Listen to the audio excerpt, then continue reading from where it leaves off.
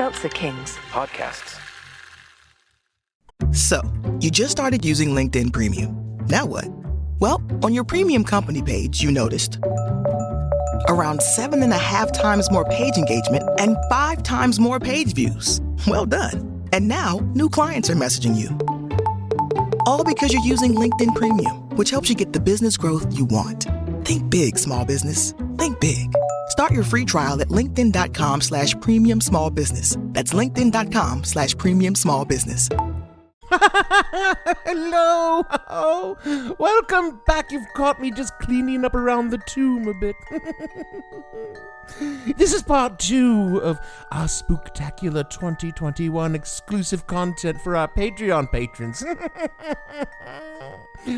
Oh, this story is quite diabolical. It's really quite horrifying, especially if you've ever been on a New York City subway train after 2 a.m. The dead on those trains are...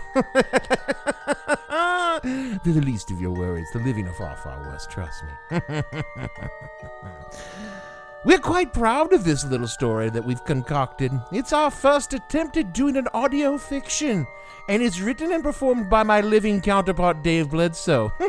Living for the moment, anyway. I know a few things he doesn't. It's a little story we call The Depot. We hope that you don't die while listening. Okay, my first mistake was drinking in Brooklyn. Nothing good has ever happened to me in fucking Brooklyn. From the only time I was ever mugged to the first woman I was ever in love with dumping me in Bensonhurst. Brooklyn has always fucked me over. Still, that's where the party was. That's where I got drunk. So now I'm on a shit-faced on the Fort Hamilton F stop at 3 o'clock on Sunday morning. I'd been up since 5 the day before, and my dumb ass didn't eat before I started drinking. So, yeah, I was pretty fucked up leaning against the wall on that empty platform. And when the train finally showed up,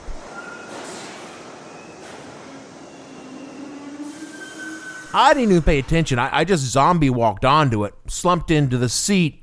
It was empty, but that's not weird for 3 a.m., It's just not that weird. And I pulled myself up into a ball with my feet on the bench, and I tried to stay awake. I did try, because it's never a good idea to pass out on a late-night subway, because what or who you might wake up with is open for debate.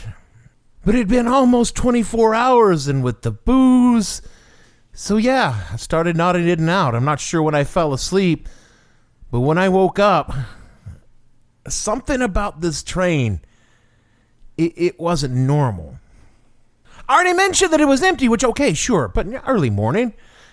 But what I didn't notice when I got on the train were the absence of, the line signs saying, this is an Uptown F train.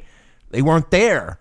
Nor were there any of the advertisements that are always on a car. There's no Poetry in Motion. There's no Dr. Zizmore. Nothing. That's odd, strange.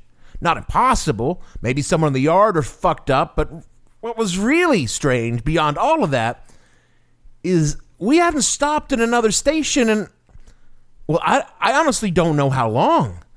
My phone had been dead for hours, gave up wanting to watch years ago, so other than just the general notion of what time I got on the train, I had no real idea of how long I'd been on the train. This episode is brought to you by Greenlight. Get this. Adults with financial literacy skills have 82% more wealth than those who don't. From swimming lessons to piano classes, us parents invest in so many things to enrich our kids' lives. But are we investing in their future financial success? With Greenlight, you can teach your kids financial literacy skills like earning, saving, and investing. And this investment costs less than that after-school treat. Start prioritizing their financial education and future today with a risk-free trial at greenlight.com/Spotify. Greenlight.com/Spotify. This episode is brought to you by Progressive Insurance. Do you ever find yourself playing the budgeting game? Well, with the Name Your Price tool from Progressive, you can find options that fit your budget and potentially lower your bills. Try it at Progressive.com. Progressive Casualty Insurance Company and Affiliates. Price and coverage match limited by state law. Not available in all states. There weren't announcements at all Again, if you've been on a New York City subway train, that isn't that strange, but we really should have stopped at another station by now. So I got up and walked up to the window seat, and I start peering out, and I just don't see anything, just tunnel supports, just barely glimpsing in the lights of the car as we go by, and they are flying the fuck by. Subways don't usually move as fast as it appeared that we were moving. I don't know what was going on, so I just slumped back down in the seat, pretty sure that I'm way drunker than even I thought I was. And again, I closed my eyes for just a minute. And when I opened them back up, the train was stopped in the station and dead fucking silent. So great. I fucking fell asleep. I'm out at the end of the F line in bumfuck Queens. Now I gotta fucking find a way to get home. So I get up, pull myself together, get off the car. If you've never been on a subway platform before, you would still think this is strange, but I've been on a lot of them, and this one was really strange. It definitely wasn't 179th Street in Jamaica, Queens. First of all, way too clean. The station stop was like antiseptic in how clean it was, and despite myself, I'm like, not a hint of piss in the air. That is fucking just not normal. And another thing, there's not another soul on the platform. I mean, okay, yeah, something o'clock on Sunday morning, but Jesus, it's a New York City subway platforms. And also these platforms, not usually this long. I mean, I'm in the middle car of the platform, but it just seems to stretch ahead and behind me just a really, really long way. An unusually long way. So I start looking around at the walls and the pillars and the ceilings. Nothing. No signs, no station names, no street numbers. Where the fuck am I at? Now, somewhere's up ahead of me, I could sort of hear something like maybe someone was moving around, so I go storming down the platform. I'm more than a little freaked out, and I'm definitely pissed until I see the guy cleaning the train. He's got his mop bucket outside the train car, and he's inside moving his little mop in circles on the floor that doesn't clean anything. You know how they clean the trains in the city. And he's a white guy dressed in these coveralls, and he's got a hat on, and he wore these huge fucking headphones with tiny antenna on the side of each ear, and he's got them cranked up so loud that I can hear the game all the way outside the car. And I'm trying to get the guy's attention. I'm waving, and I don't want to touch him, and I'm trying to get him, and he just fucking ignores me, man. What the fuck? Until finally he turns around, steps back outside, slams his mop in the bucket, and I wave both my hands right in his fucking face. And he slowly looks up from his mop bucket in my face, and I'm like, hey, where the fuck am I at? And he didn't even bother to take off his headphones. He just shrugged non-committally. And I'm like, what station is this? And he held out his hand in that universal signal for don't know, don't care, what the fuck can you do? And I'm like, where's the booth?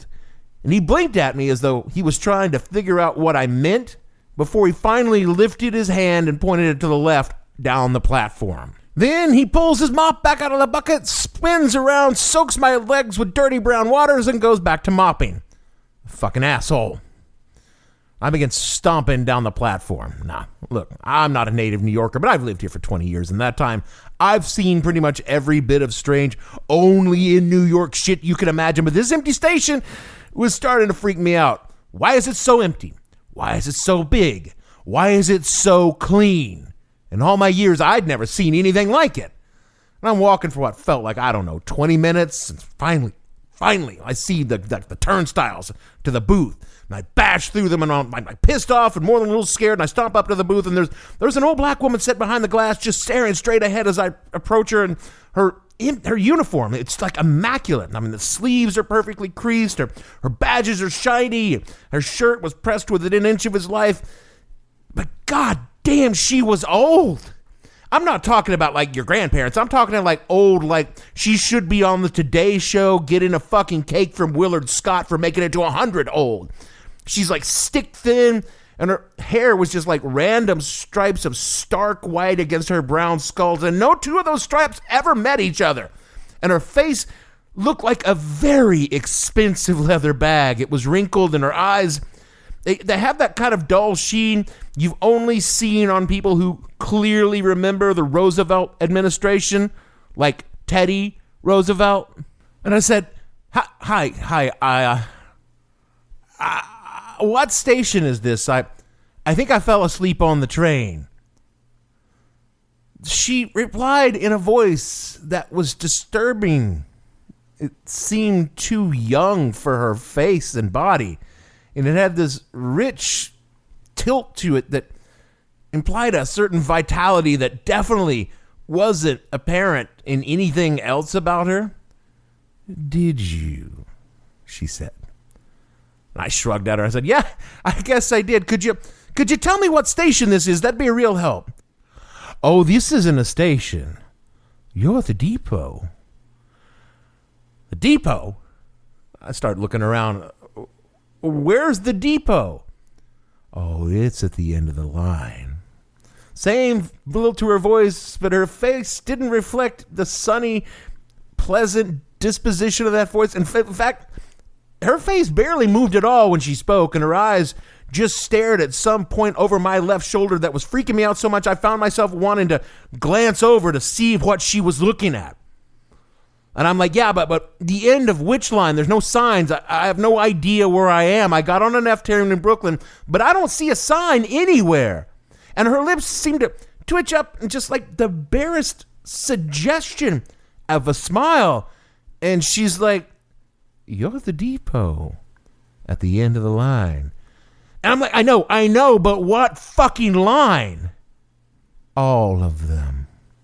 Oh, for fuck's sakes. I spin around and start heading towards the staircase that's leading up out of the station. I was tired.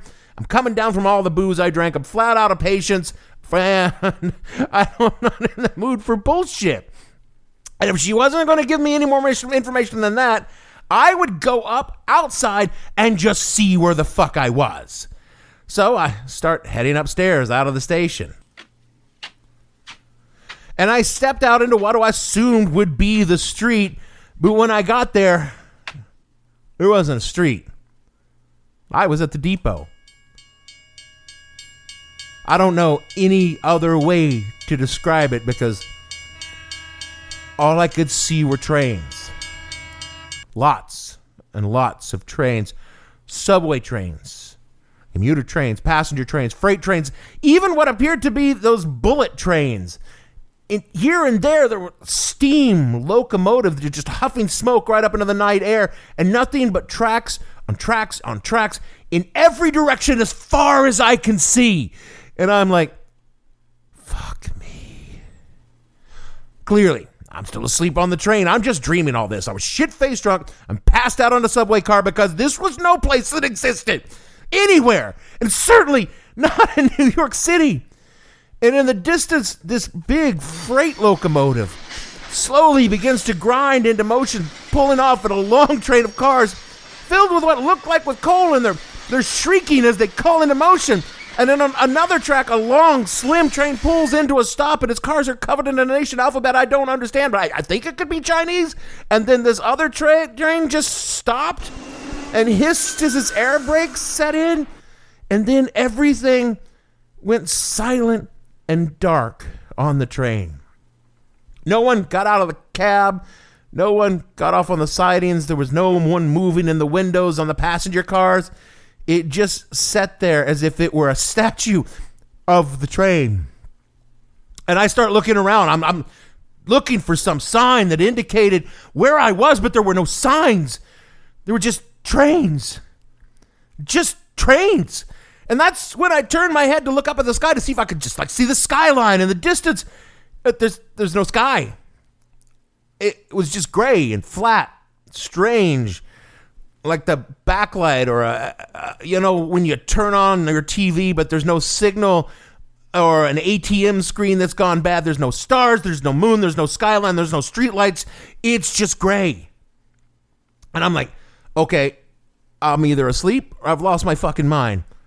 And at this point, I don't know either's possible. So I dive back down the stairs into the subway station, taking them 2 and 3 at a time, and I bolt back to the booth where the old woman is still sitting as ancient as she was before. And I'm like, lady, what the fuck is going on here? Where the fuck am I? Oh, you're at the depot. I don't want to hear I'm at the depot. Where's the depot? And don't tell me it's at the end of the line.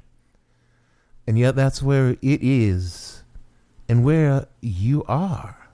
Again, with that, like, just brief, tiny suggestion of a smile. So I'm like, how do I get back to New York City? Her blank face just stared off into nothing.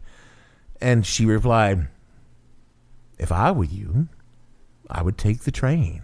And I'll tell you, if that woman had not been behind the thick glass of that station booth, I would have punched her, no matter how old she was. Snarling, I'm like, I'm just gonna walk through the turnstiles, and I pulled out my Metro card, but there's no swipe on these turnstiles. There's only a slot the size of a coin. And I'm like, the fuck is going on here? And then I realized what I was seeing. It was for a subway token, and there hadn't been a token fare on the subway in over 20 years. And I turned back to look at the woman, and she just sat motionless, staring into nothing. And I glanced around the platform booth for any sign of, I don't know, where to buy a token. And I turned back to the booth. Lady, I don't know what's going on here, but can you just buzz me through the gate so I can go home? Oh, no. You need a token to get on the train. They stopped selling tokens 20 years ago. Not here. Then can I buy a token from you? No cash transactions at the booth, showing that hint of a smile again. Of course not. Of course not. All right, fine. I'll just jump the turnstile. Oh, no, you really don't want to do that. Why not? The railroad police are very strict. What fucking police? There's no one here. Call the police. Call anyone. Call anyone that can get me the fuck home. Oh, you don't want me to call the railroad police? Not at all. The railroad police are very strict. What the fuck is going on here? But then she just sat motionless, silent. So I slumped down to the floor with my back against the booth, and honest to God, I started crying because what the fuck else am I going to do? And all I could think was fucking Brooklyn. That's when I remembered it. Years ago, I'm drunk on eBay, and I purchased an old subway token as a goof.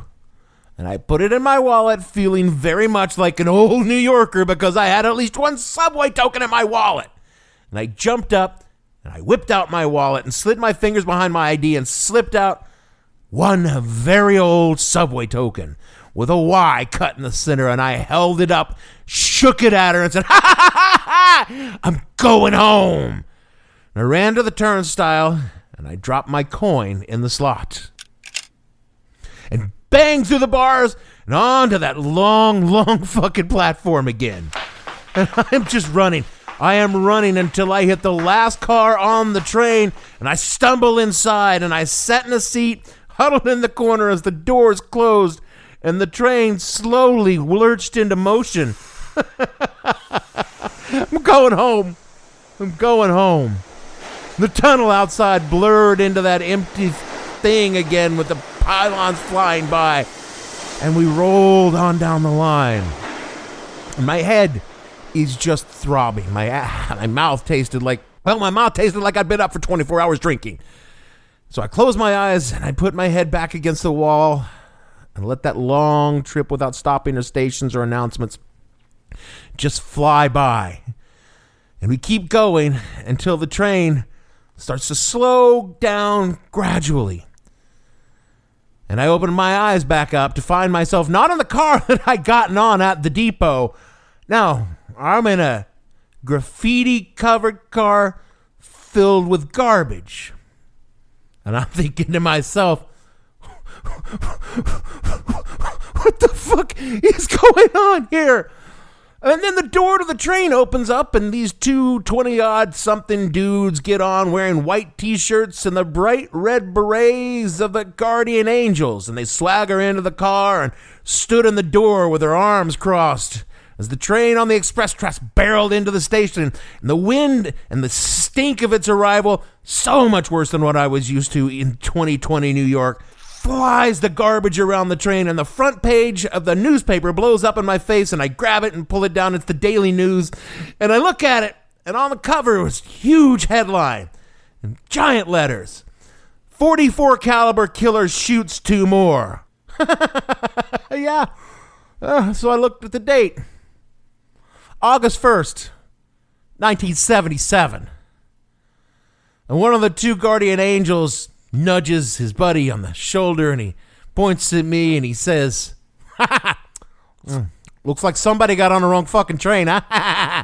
So I look back at him and I'm just like, yeah, fuck me. So where does this train go anyway? The Depot is an original audio drama written and performed by me, Dave Bledsoe, for the Spooktacular 2021 exclusive Patreon. Mix and sound editing were by Gavin St. James, and story help came from Kimberly Steele. The closing music is by VJ Visuals by Jane. You see the show notes for a link to her content. We are a member of the Seltzer Kings podcast network. If you enjoyed this content, let us know and let your friends know. Tell them to kick us $1 so we can keep more stuff like this coming. Thank you, and remember to stay spooky, pod friends.